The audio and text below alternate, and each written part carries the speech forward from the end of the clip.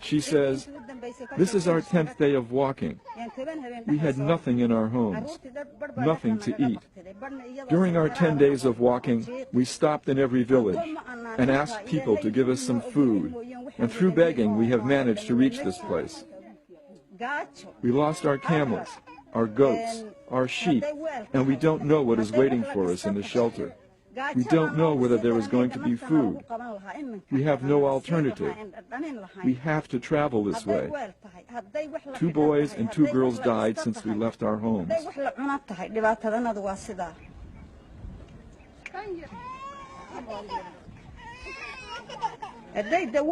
"My daughter died 2 days ago. She was 15.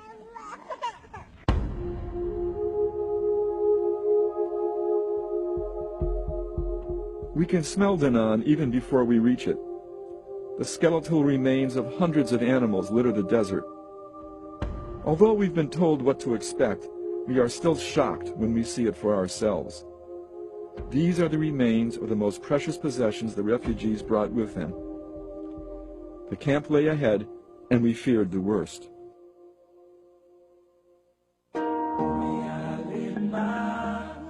Here it is, Danaan, now home to 7,000 people living in tiny huts, not even big enough to stand up in.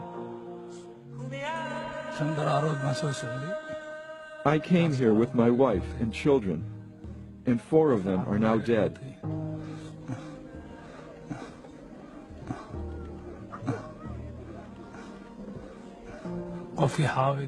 There is no food.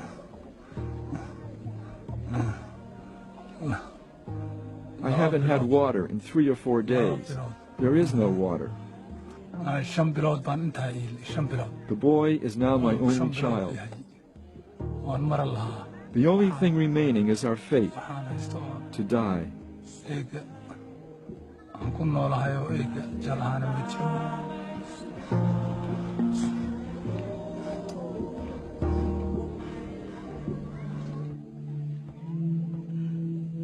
Abdi wants to show us the condition of his wife, Mariama.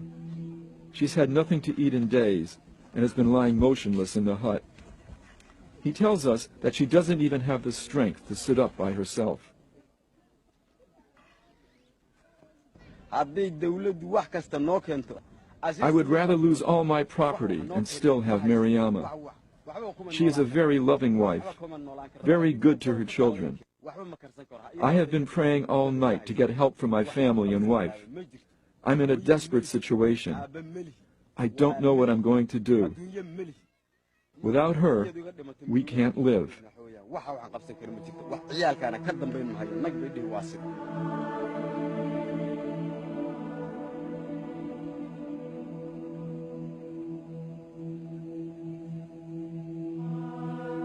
Even though we knew it wouldn't solve his problems, we gave Abdi much of our food for Mariama and the children.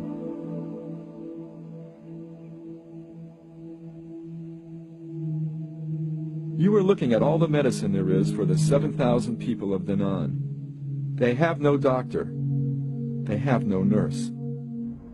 We go to the food storehouse and are confronted by another fiasco. The district administrator, Adnan Omar Fetin, explains. If I were to distribute the small amount of food left in the storehouse, there wouldn't be a glass, not a glass, for each of the 7,000 people living in the shelters. If I distribute that small amount, there could be a riot. Therefore, I've decided to use the small amount of food for distribution to new arrivals only. Some of them have been walking for 15 or 20 days. They are in the most critical need of food. And now we have no water. I don't know what I'm going to do. There are times when I think about hanging myself. The mental agony. I'm sure you must also be having that agony in your minds. You are a living witness. It's our last day in Danaan.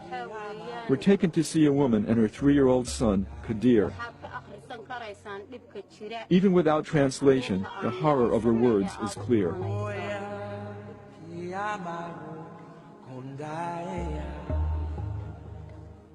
arag ilmahaydu sida uu yahay nolosha waxa uu cuno midna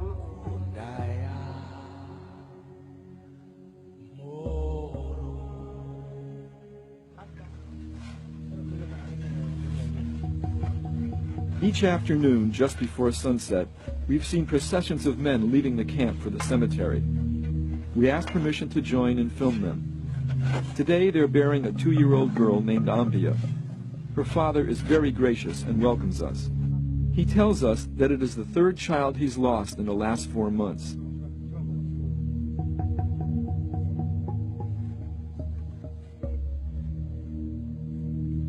As I watch the simple ritual, I feel helpless that we've not been able to do anything to aid these people. I feel angry that the world and its bureaucracies have forgotten the people of Danaan.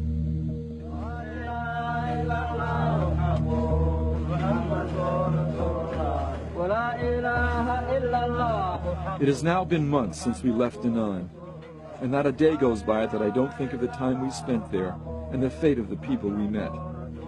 They chant, "God, this is an innocent 2-year-old child who has died. Please let her soul rest in heaven."